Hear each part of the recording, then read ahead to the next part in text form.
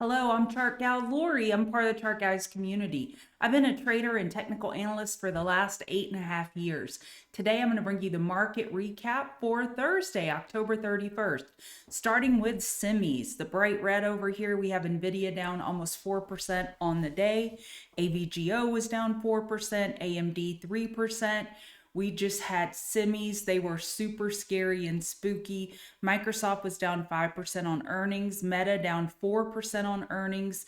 Amazon ahead of earnings this afternoon, and Apple will be reporting in about 33 minutes. So I'm expecting some market movement from those earnings reports.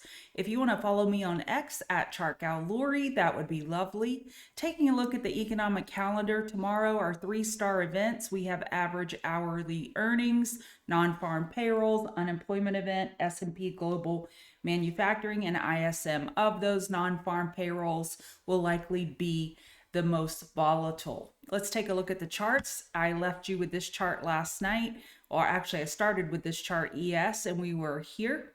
We were right here on this candle. We broke this trend line to the downside in a big way. We are now oversold on the 4-hour, scouting a weekly higher low. So typically you look for that weekly higher low where 4-hour is oversold. So if we were to gap down tomorrow, that could present a decent buying opportunity. However, Amazon and Apple will have a lot to do with how this looks. They are large holdings in SPY and QQQ. Looking at NQ, we are also oversold on the 4-hour. We broke this trend line that I left you with last night. We broke it to the downside in a big way, oversold on the 4-hour, looking for a weekly higher low. Again, all eyes on earnings. RTY has the possibility of getting a weekly higher low compared to 2181.50. We were down 1.5%, not as bad as ES was down 1.7 and NASDAQ down 2.3%, really weighed down by the semis. So we have RTY losing that daily 50 MA now, and we're looking down at 2206 support.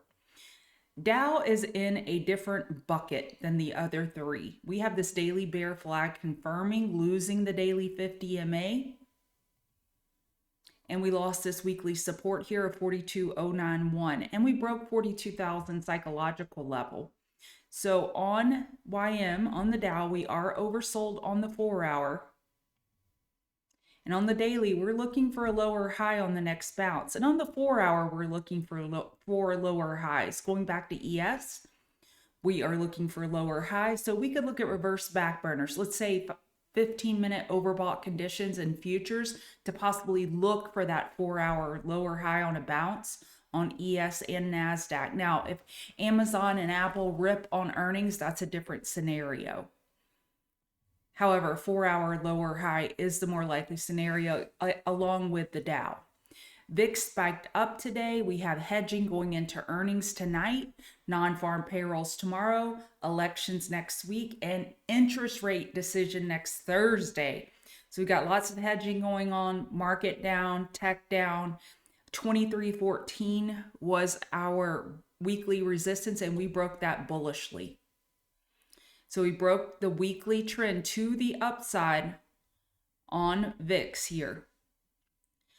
Bitcoin had a weak day. MSTR held up better than some of the other crypto names with this weakness. We have a big upper wick of profit taking now on the weekly candle. Still has some time until it closes. We are looking for a daily higher low, and hourly is oversold now. And that's typically where we begin scouting that daily higher low. The 12 EMA is around 69,052. Ethereum had a much weaker day. We are at the daily 50 MA looking for a daily higher low compared to 2379. 4-hour is not oversold yet, but hourly is oversold, looking for that daily higher low. And at this point, we have an hourly stair step that you could be watching for a potential long, scouting that daily higher low. As I mentioned, MSTR held up pretty well. They had earnings last night, and they really dumped down on offering news. And what a recovery today, down only 1.2%. That's pretty impressive considering the big down move they had overnight. Nice recovery to a new high of day. Of course, we're closing down near the 15-minute support, but overall, MSTR stood out from the other names like Coin, down 15%. They had earnings last night. We are at the daily 50 MA. We're looking for a potential weekly higher low. 4-hour is oversold. However, this is news related. This is earnings related. So RSI is not as important. So as long as crypto is pulling back, if the market's pulling back, be careful stepping in and buying dips on these earnings names. We have the dollar in a 4-hour downtrend and we lost daily support. We are here at the daily 200 MA. Bulls are looking for some type of support there. We could get impacted by non-farm payrolls tomorrow. We have support at 103.82. On the next bounce, we'll be looking for an hourly lower high compared to 104.19.3. Let me look at this on the 2-day. Maybe I can get a better time frame. On the 2-day, we are looking for a higher low. On the daily, we got a downtrend, but let's see if this 200 MA can serve as support. Despite the dollar being red today, gold pulled back in a magnificent way if you're a bear. You're looking for a 4-hour lower high on a bounce. We're looking for, so let me back up. On the weekly, we've got a new all-time high this week. On the daily, we're looking for a higher low. On the 4-hour, we're looking for a lower high on the bounce. So hourly got oversold and bulls bought that dip, scouting that daily higher low. Let's see if they can get an hourly trend change. Oil got a spike at the end of the day with news of potential geopolitical headlines with supposedly Iran will be striking Israel from Iraq. I believe that's how that goes. Terrible news. And that caused a spike in oil, negated that bear flag. We talked about the potential bear flag on the 12-hour. We've had about a 70% retrace on the daily, making room for a daily higher low. 4 hours in an uptrend. Let me back up a little bit on oil. Let me start you here. On the weekly, we're looking for a higher low. And now that we got that 4-hour trend change, that weekly higher low is likely set. Bears will still be looking for a potential lower high compared to 72.34. If these war headlines continue to get not perpetuated, but continue, then that would possibly lift it to a higher high. We'll see. Odds favor a daily lower high. Semis are closing with a 4-hour potential bear flag. They were down 3.5%. We are at the daily 50 MA. We didn't quite lose it. We don't have a candle close below. 4-hour got oversold as bulls scout that weekly higher low. So a gap down tomorrow could be an interesting buy the dip scenario, looking for that weekly higher low. AMD, we had earnings 2 days ago and we're still suffering the consequences of those earnings. Hourly 12 EMA is firm resistance overhead. AVGO is at an interesting spot. We're looking for a weekly higher low and 4-hour grazed oversold today. We did close with a 4-hour bear flag. Let's see if bulls can get an hourly trend change tomorrow and start stepping toward that weekly higher low. Of course, no guarantees that that could happen. MU lost $100 psychological. We are at the daily 50 MA. We held this 98.83, but just be aware there is a gap here at 96.07 and another gap at 90.87. It's interesting that MU is at the daily 50 MA and holding just fine. We'll see if bulls buy that dip, but on a bounce, you're still looking for that daily lower high. Semis have their work cut out for them. NVDA down almost 5%. We are looking for a potential weekly higher low. And 4-hour got oversold today. So we'll see if we can hold 128.74. Tomorrow, possible gap down, then that could be for buying. We have plenty of room before we get to a weekly higher low above 194. SMCI is still getting hit hard on the news that their auditor, Ernst & Young, resigned with some untoward behavior that they noted. We are approaching the weekly 200 MA.